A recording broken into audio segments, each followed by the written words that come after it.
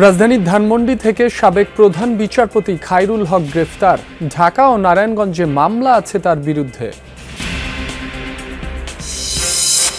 শোকাবহ মাইলস্টোন স্কুলে আসছেন শিক্ষক কর্মচারীরা। শুরু হয়েছে হতাহতদের তালিকা তৈরির কাজ।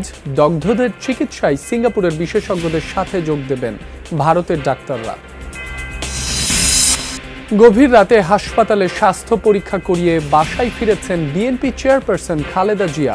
নিয়মিত চেক আপের অংশ জানিয়েছেন ব্যক্তিগত চিকিৎসক। 24 জুলাই চলছিল রাজনৈতিক ব্লেম গেম। আন্দোলনকারীরা ছিল বিশেষ বাহিনীর নজরদারিতে। মিশন প্রধানদের ক্ষতিগ্রস্ত স্থাপনা দেখায় সরকার।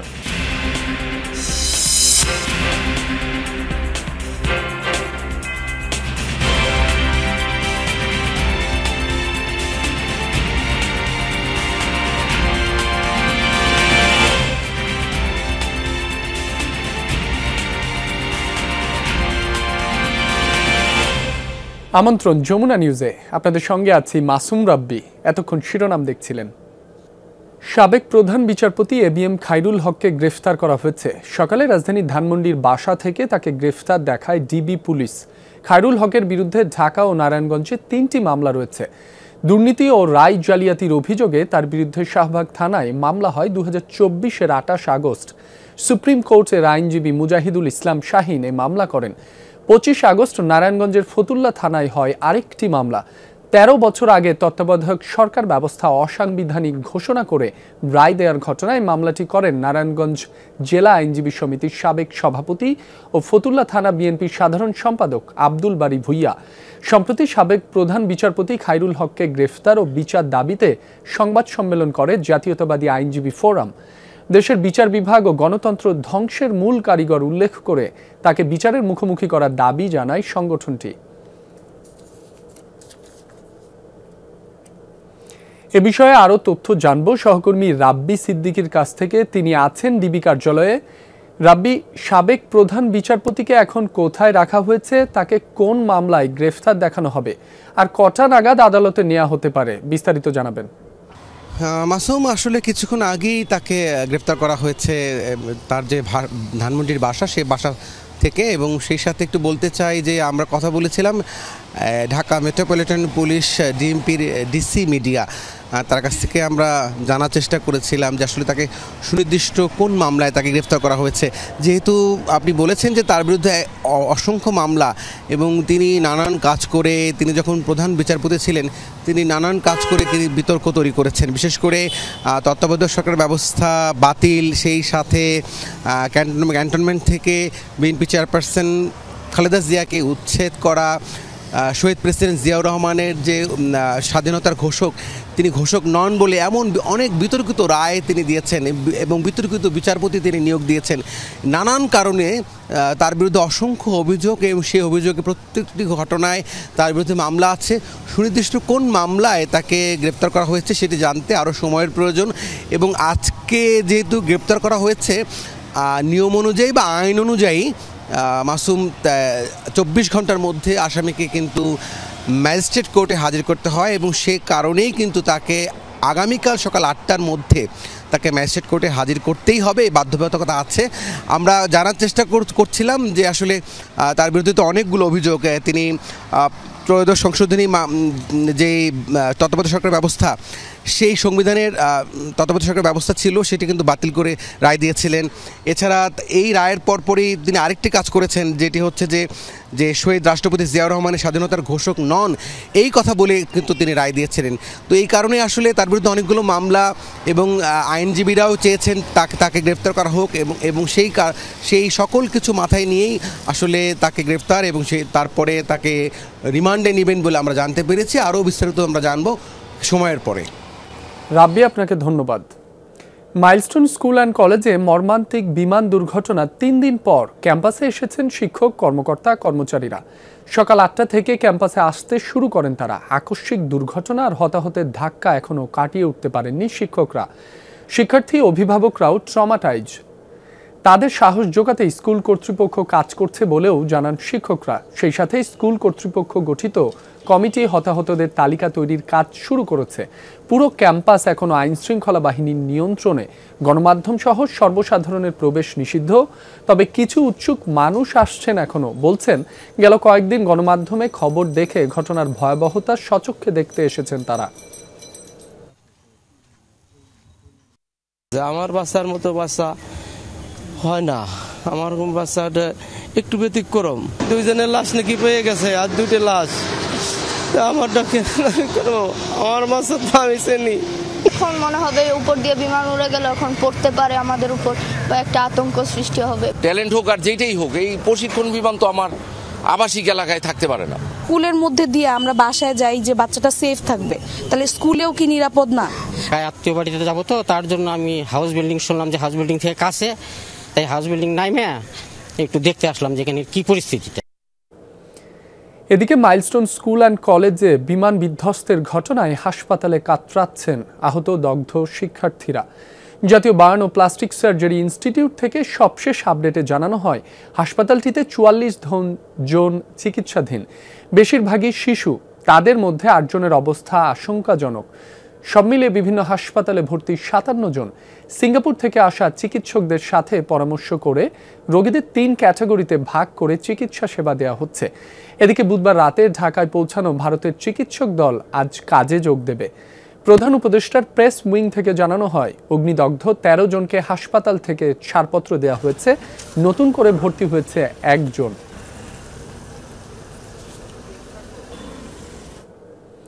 জাতীয় বার্ন ইনস্টিটিউটে আছেন সহকর্মী রিয়াজ রায়হান। সরাসরি যাচ্ছি তার কাছে। রিয়াজ, বার্ন ইনস্টিটিউটে চিকিৎসাধীনদের ব্যাপারে জানাতে আজ কখন ব্রিফ করবে কর্তৃপক্ষ, পাশাপাশি সার্বিক পরিস্থিতিও জানতে চাই।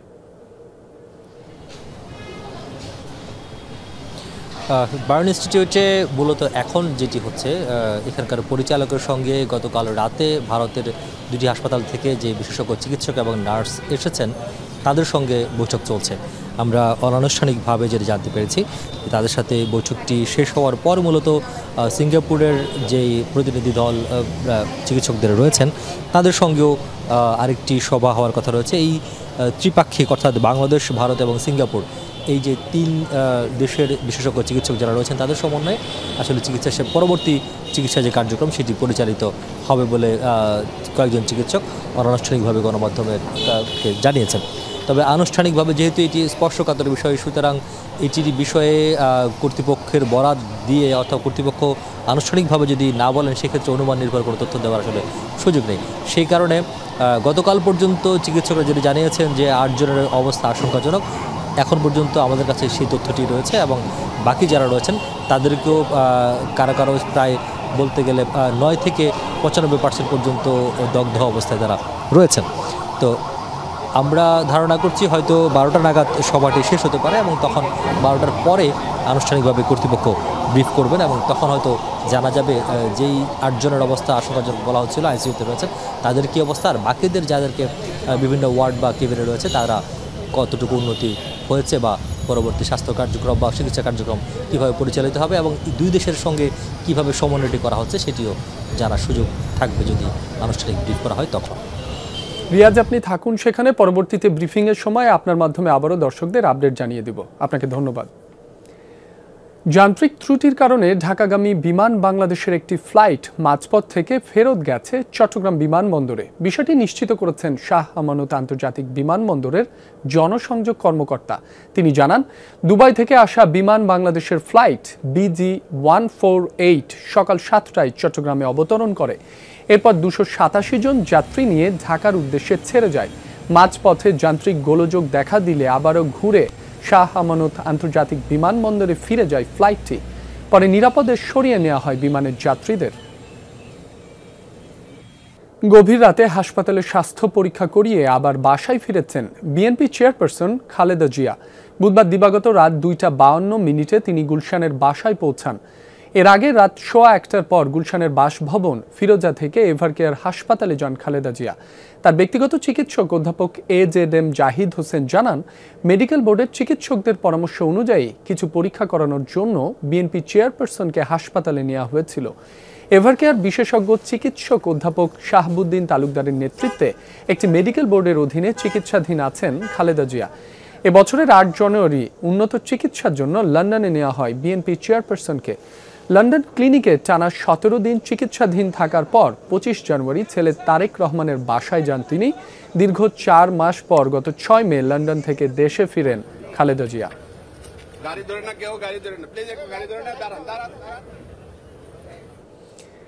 এনসিপির জুলাই পদযাত্রা কর্মসূচির অংশ হিসেবে ব্রাহ্মণবাড়িয়ায় গণ অভ্যুত্থানে আহত ও শহীদ পরিবারের সদস্যদের সাথে সৌজন্য সাক্ষাৎ করছেন কেন্দ্রীয় নেতারা।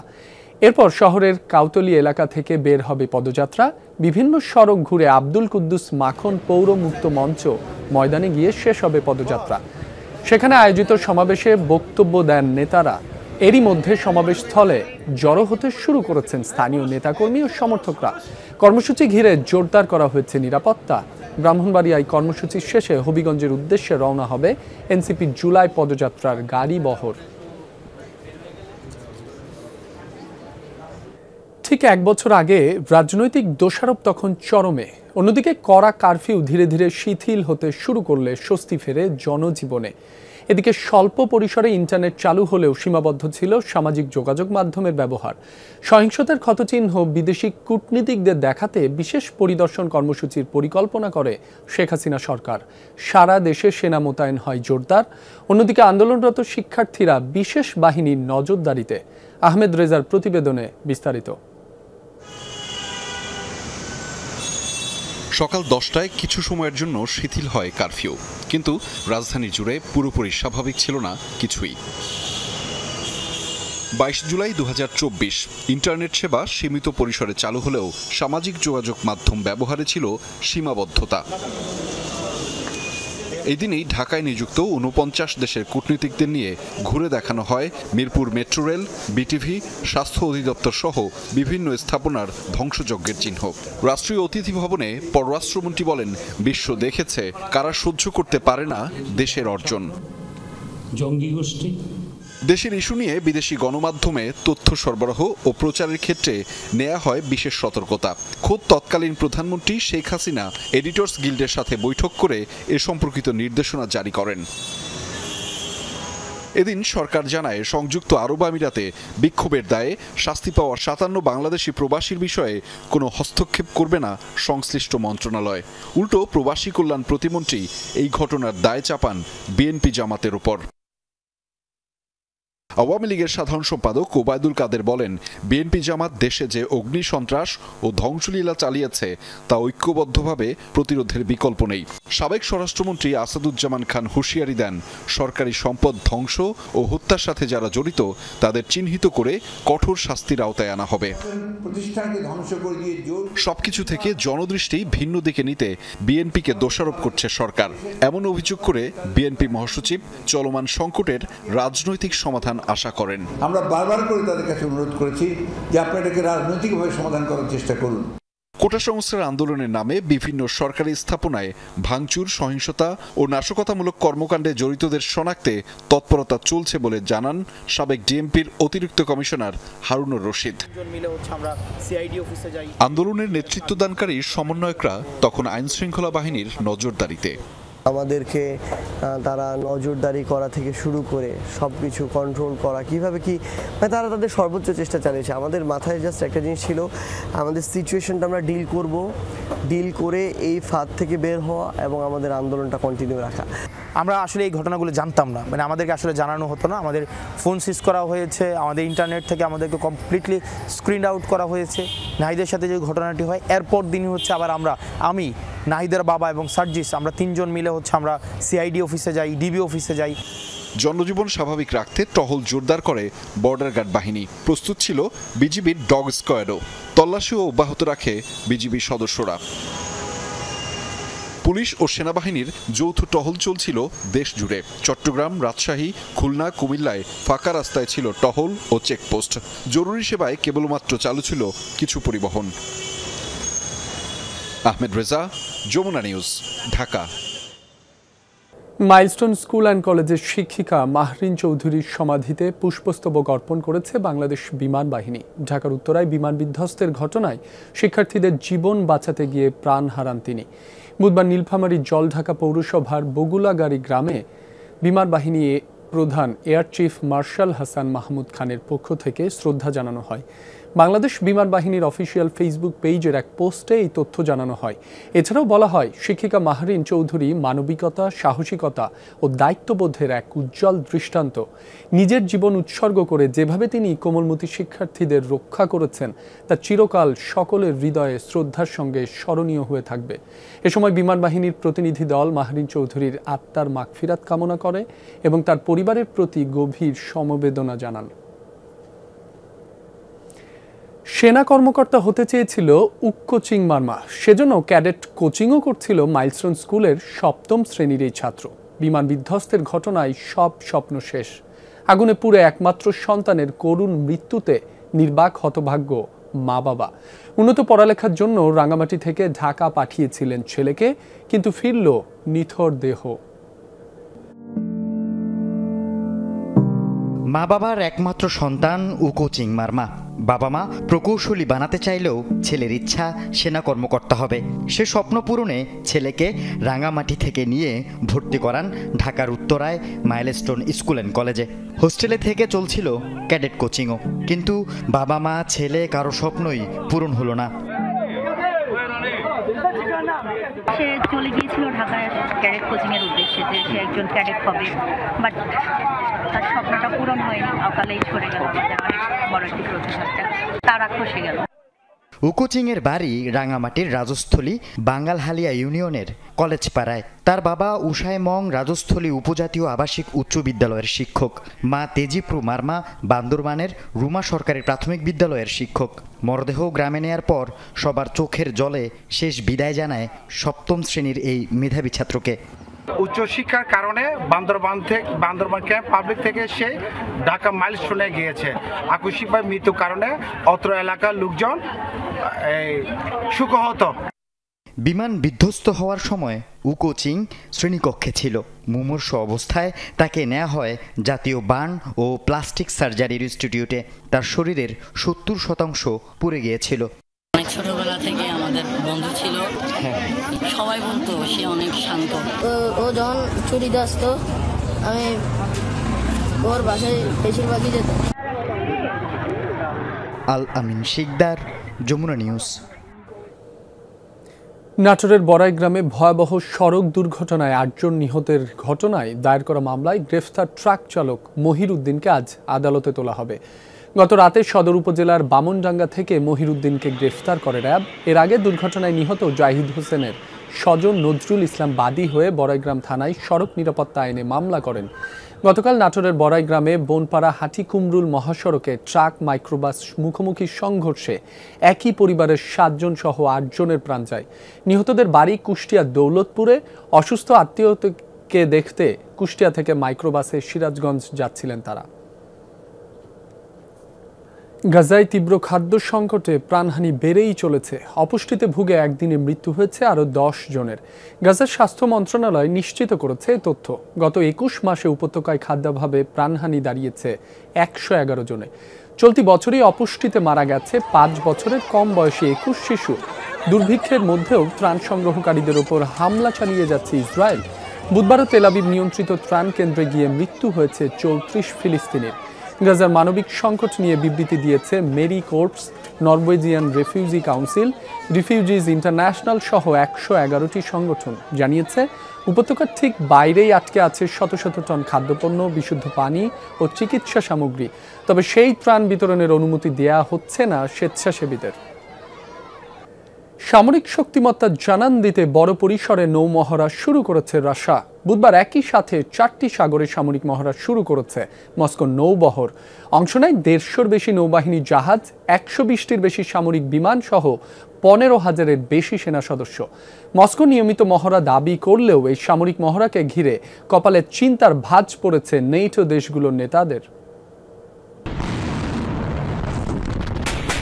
ফ্রন্টলাইনে চলছে তুমুল লড়াই। যুদ্ধক্ষেত্রে একে অপরের বিরুদ্ধে ট্যাঙ্ক, কামান আর ভারী অস্ত্র নিয়ে আক্রমণ করছে রাশিয়া ও ইউক্রেন। এ অবস্থাতে সাম্প্রতিক বছরগুলোর মধ্যে সবচেয়ে বড় নৌমহড়া শুরু করেছে মস্কো।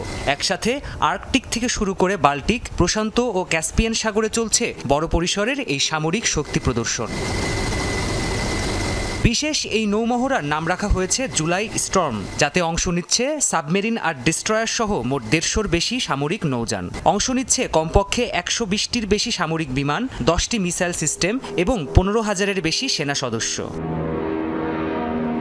রুশ প্রতিরক্ষা মন্ত্রণালয়ের তথ্যমতে অ্যান্টি সাবমেরিন যুদ্ধাবস্থার জন্য প্রশিক্ষণ করছে দেশটির নৌবাহিনী। একই সাথে নৌপথে বাণিজ্যকে সুরক্ষা প্রদান ও ড্রোন হামলা প্রতিহতে সামরিক বাহিনীকে প্রস্তুত করাও এই মহড়ার লক্ষ্য। শত্রু ঘাঁটিতে নিখুঁত হামলা চালাতে সক্ষম এমন অস্ত্রও ব্যবহার করা হয় এই নৌমহড়ায়। রুশ নৌবহরের এই শক্তি প্রদর্শন চলবে আগামী 27 জুলাই পর্যন্ত। রাশিয়ার পক্ষ থেকে এটিকে দেশটির নিয়মিত নৌমহড়া বলা হলেও এ বিষয়ে উদ্বেগ প্রকাশ করেছে ন্যাটো জোটের দেশগুলো। প্রাণপ্রতিম কুণ্ডু, যমুনা নিউজ।